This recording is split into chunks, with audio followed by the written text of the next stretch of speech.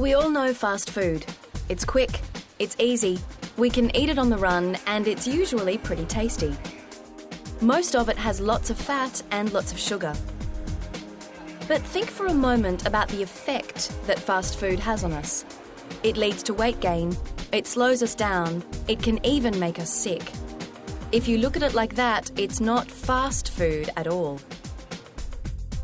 Real fast foods keep you on the go and help you maintain sustained energy. They repair your muscles, build your bones, and make you feel great, in body and in mind. In this program, we'll explore how a good diet can give us the nutrients we need to stay in top shape, avoid sickness, and get the most out of life. We'll look at a healthy, balanced diet, the nature of nutrients, nutrients for fuel, meeting your energy requirements, and consequences of nutritional imbalance.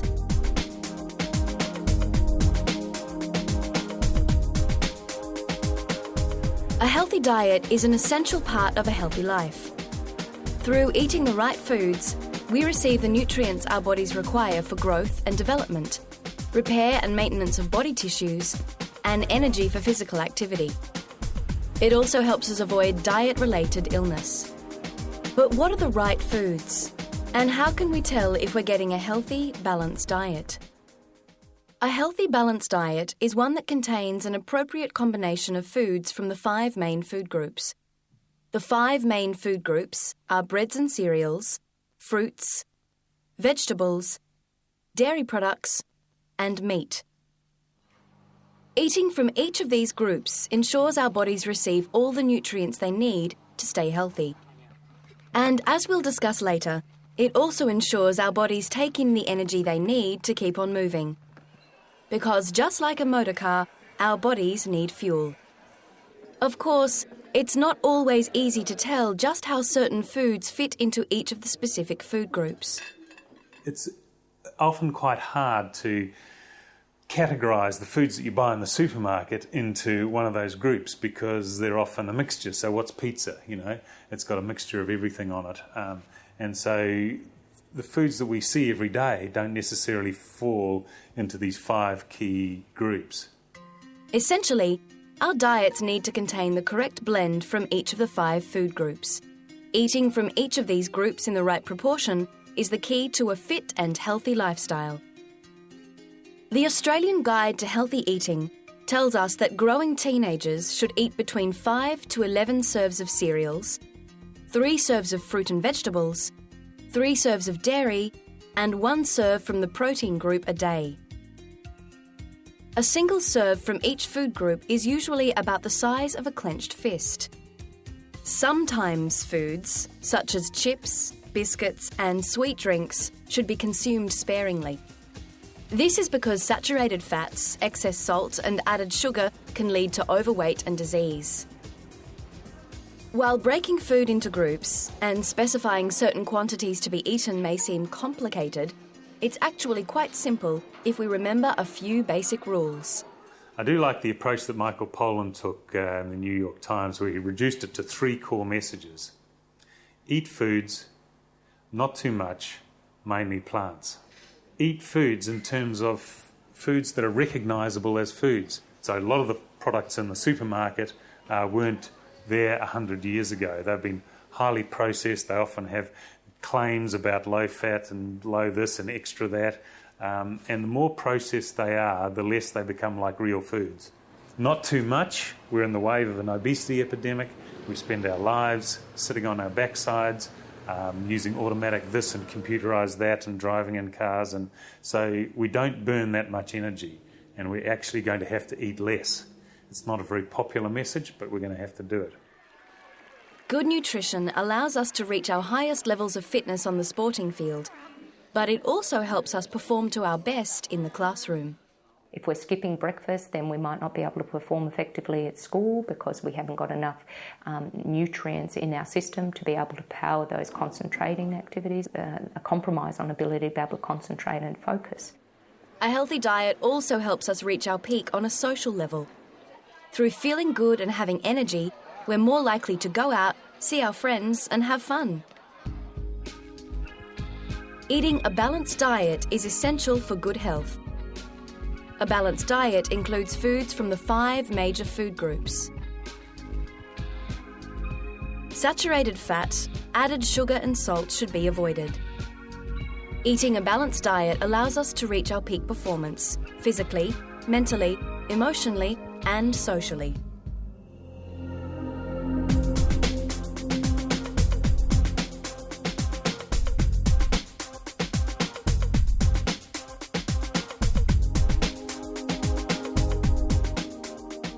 Nutrients are the chemical elements and compounds we need to nourish our bodies. We extract nutrients out of the food we eat. Nutrients are comprised of carbohydrates, protein, water, dietary fibre, fats and lipids, vitamins and minerals. Carbohydrates provide the major source of energy for the body. Composed of carbon, hydrogen and oxygen, carbohydrates make up a major part of our diet. And so simple carbohydrate foods are sugar foods. And the sugars can include things like table sugar, the white sugar that you would sprinkle on foods, honey, or even fruit sugar. More complicated carbohydrate foods are those which are found in starchy foods like potato and pasta and rice and whole grain bread, cereals. And these essentially are also carbohydrate, but more complicated carbohydrate foods. Proteins are very important, as they are the main structural material in our bodies, helping us to build and repair muscles, bones and tissue. Like carbohydrate, proteins contain carbon, hydrogen and oxygen. Complete protein foods include fish, lean meat, chicken, eggs and low-fat dairy. Incomplete protein foods include nuts and legumes. Vitamins and minerals are found in a variety of foods, but most particularly fruit and vegetables. They're complex chemical compounds that allow biochemical processes to take place in our bodies, without which we would become ill or die. So biochemical processes in the body often require a small amount of chromium or a small amount of iron. Iron is used, for example, in the hemoglobin and the blood circulation. Calcium is used not only to build bones, but also is very important in signalling, in nerve fibre conduction, in muscle function. So all of these micronutrients are required for many, many processes within the body. Fats, also known as lipids, provide us with fat-soluble vitamins and essential fatty acids. They're found in animal and plant foods, including butters and margarines. Highly processed foods, such as chips, biscuits, cakes and pastries, also contain large amounts of fat, as well as excess salt and sugar. There are 2 kinds of fats, saturated and unsaturated fats. Saturated fats are considered the unhealthy fats, with excess consumption contributing to serious disease. Unsaturated fats are considered healthy fats. And the healthy fats are the things which are generally those which are liquid at room temperature, so oils, also the fats that are found in fish and nuts and avocado. These fats are really healthy, and so we should look at including those in our diet. Fats in seeds, we should be aiming to eat some of those as well for a healthy diet. Dietary fibre is a type of carbohydrate which is found in plant foods. As it can't be broken down by the human body, it provides bulk in our digestive system. This prevents constipation and helps us maintain good health. Water is sometimes overlooked as a nutrient, but it is very important in human health. Water helps transport nutrients around the body, excrete waste materials, control body temperature, and support many of the body's chemical reactions. I guess the important thing in that is to remember 60 to 65% of your body is essentially made up of water. So if you lose a lot of water, you're losing quite a bit of your body weight. Nutrients are chemical compounds we use to nourish our bodies. Nutrients are found in the food we eat. There are 7 key nutrients. Carbohydrates provide energy. Proteins help build body structures. Vitamins and minerals support biochemical processes. fats provide fat-soluble vitamins and fatty acids. Dietary fibre provides bulk for the digestive system. Water transports nutrients and supports body chemical reactions.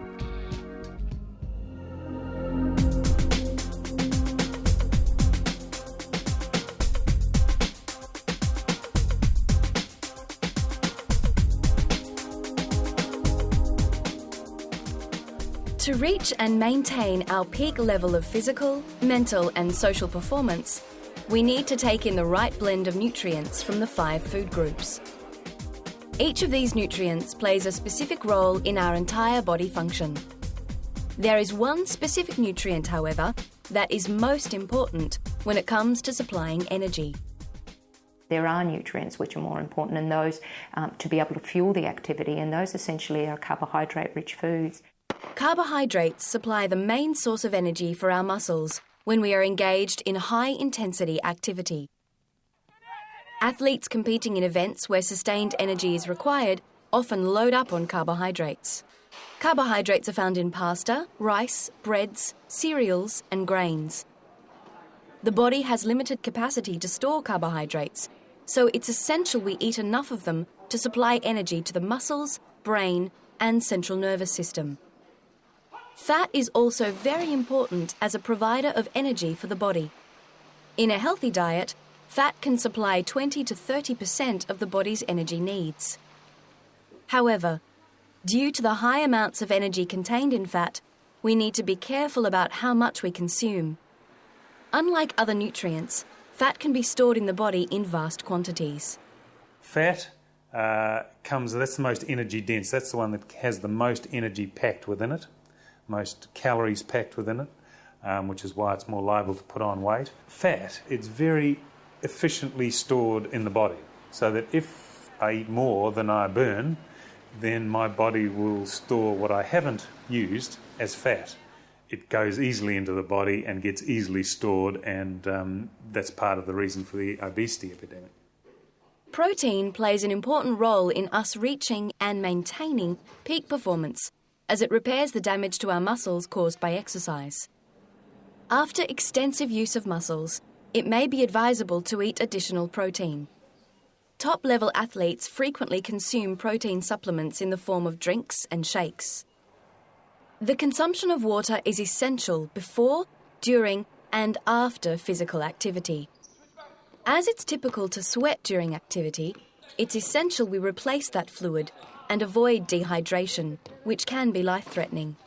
It may be advisable to consume special sports drinks that replenish fluids, carbohydrates, minerals and electrolytes. Just as it's important to provide our body with the right kinds of nutrients for activity, we also need to make sure we reduce our consumption of the wrong kinds of foods. Evidence suggests that overconsumption of salt leads to high blood pressure, which increases the risk of heart disease. Therefore, we should limit our consumption of salty foods. Fatty foods and foods with added sugar also should be avoided, as they can lead to obesity, ill health, and lower all-round performance. Sweetened drinks are bad news. Highly processed, highly fatty and sugary foods are bad news. The best ones, fruit, vegetables, full of water, full of all these good micronutrients, less likely to put on weight. That's what the basis of our diet should be. Carbohydrate is the principal source of the body's energy. Fat is also high in energy. Fat is easily stored on the body and can lead to obesity. Protein repairs muscle damage caused by exercise. Water must be consumed before, during and after physical activity. Salt, sugar and fat-rich foods should be avoided.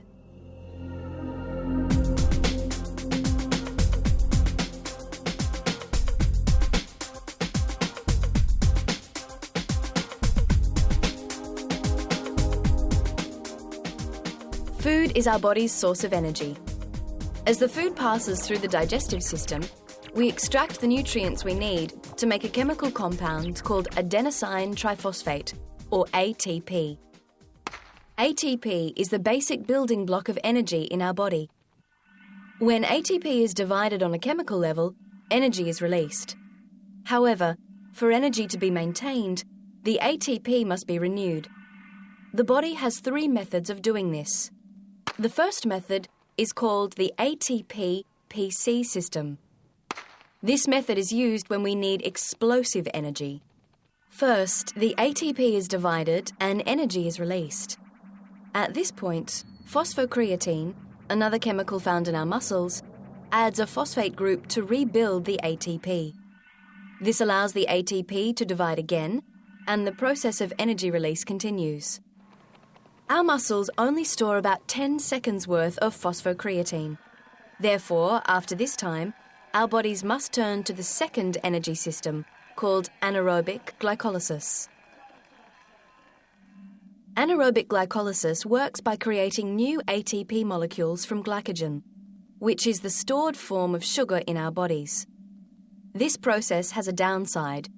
It releases lactic acid into our muscles, which is why they start to feel sore and stiff during exercise. The third method kicks in after about 30 seconds of sustained activity. It's called the aerobic energy system and uses oxygen to synthesize ATP from glycogen. Most sporting activities utilize a combination of the 3 energy systems. Let's look at a 400-metre running race. The ATP-PC system will provide the explosive energy needed to commence. However, before the athletes have run 100 metres, the anaerobic glycolysis system will take over. After around 30 seconds, oxygen will become available to the muscles and the aerobic energy system will take over. Just as different activities can utilise different energy systems, different activities can also have different nutritional requirements. Energy requirements can vary greatly, particularly when it comes to different sports. For this reason, elite sporting institutes ensure their athletes take in the right kind of nutrients for their given activity. With athletes here at the AIS, what we do is the sports dietitians individually assess each athlete's needs and give them advice on what they should be eating and the timing of that and all the other logistics that they need to consider around their training schedules. Here in the dining hall, what we do is we provide a whole range of foods that are low fat, high carbohydrate, moderate levels of protein, and within that the sports dietitians will have given the athletes the advice on what choices they need to make to meet their specific needs. For example, gymnasts require a high power-to-weight ratio and must eat foods without too high in energy content, as this could lead to overweight. At the other end of the scale, we might have really large heavyweight rowers or really tall basketball players or volleyball players who are still growing and developing, who are trying to bulk up and who are training, 5 hours a day, and their energy needs are huge. And so for them, the challenge is just to eat enough. And within that, still eating the right quality so that they achieve the sorts of changes to their body that they need to achieve. ATP is the basic building block of energy in our body.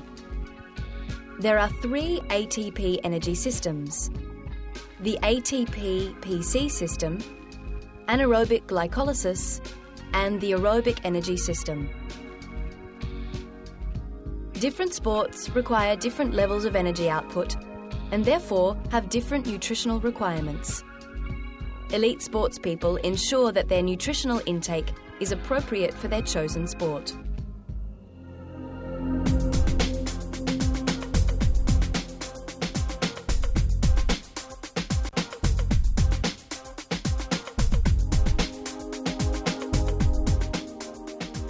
Eating the wrong foods in large quantities can lead to poor performance, such as low energy levels and poor concentration, as well as diet-related disease. Obesity is caused by an overconsumption of foods that contain large amounts of saturated fats and sugars, and is a serious problem in the Western world. People with obesity can suffer psychological and emotional problems brought on by social rejection. There are also several serious physical health issues directly linked to obesity, such as diabetes, heart disease, and hypertension. Diabetes is a condition in which the body doesn't produce or cannot process insulin. Without insulin, the body cannot process glucose, its main source of fuel. Type 2 diabetes is the most common form of diabetes and is related to a poor diet. If left unchecked, it can be life-threatening. This disease of diabetes, which is now on the rise and has a lot of complications, eye disease, nerve disease, requiring amputations, kidney disease, heart attacks, those sorts of things. That is really the big disease that we're facing. That's almost all due to being overweight and unfit. Cardiovascular disease, which includes coronary heart disease and stroke, is caused by arteriosclerosis, the buildup of fats, cholesterol, and other substances in the major blood vessels or arteries around the heart. This buildup, called plaque, causes the arteries to become narrower and the heart strains to pump blood. Constantly straining to pump blood, the heart gets weaker, eventually resulting in heart failure. Thrombosis occurs when a clot of plaque breaks away from the artery wall. If the clot stops blood from reaching the heart, a heart attack can result. If the clot stops blood from reaching the brain, it can cause a stroke.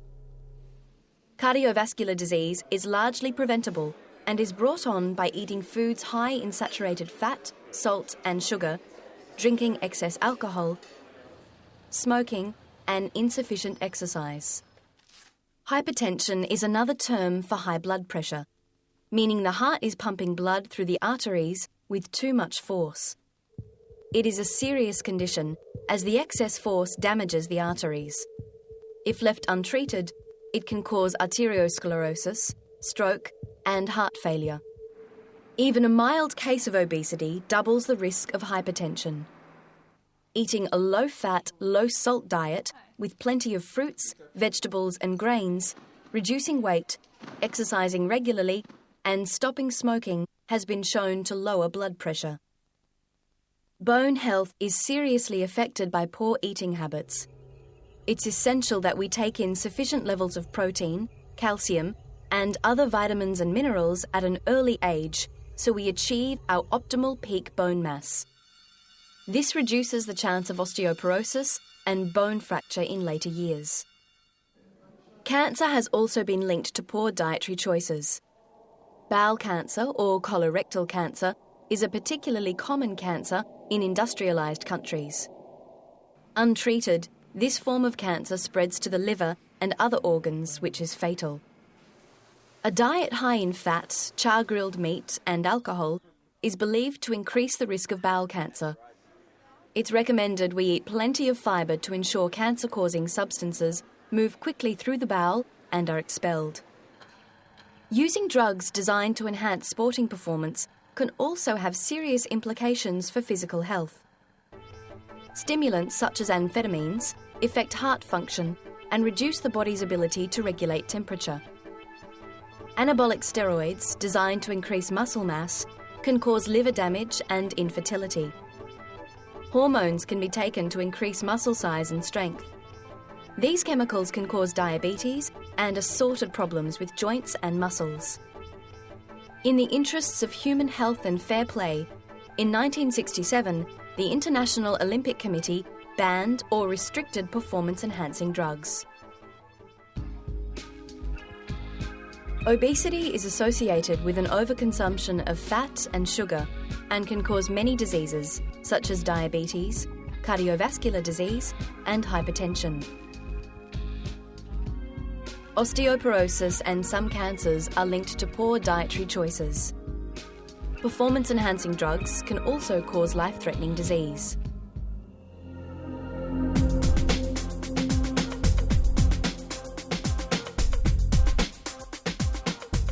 A healthy diet supplies the nutrients we need to live well and avoid diet-related disease. Importantly, though, the benefits are more than just physical. Roman philosophers and Greek philosophers have said for centuries and centuries that a healthy body is very important to enable a healthy mind. And if we can think about it in that context, it's more about keeping our body as healthy as possible to maximise our cognitive potential. Good physical health can translate into positive social, emotional, and intellectual performance. giving us the strength and the focus to think clearly, stay happy, and enjoy the people and world around us.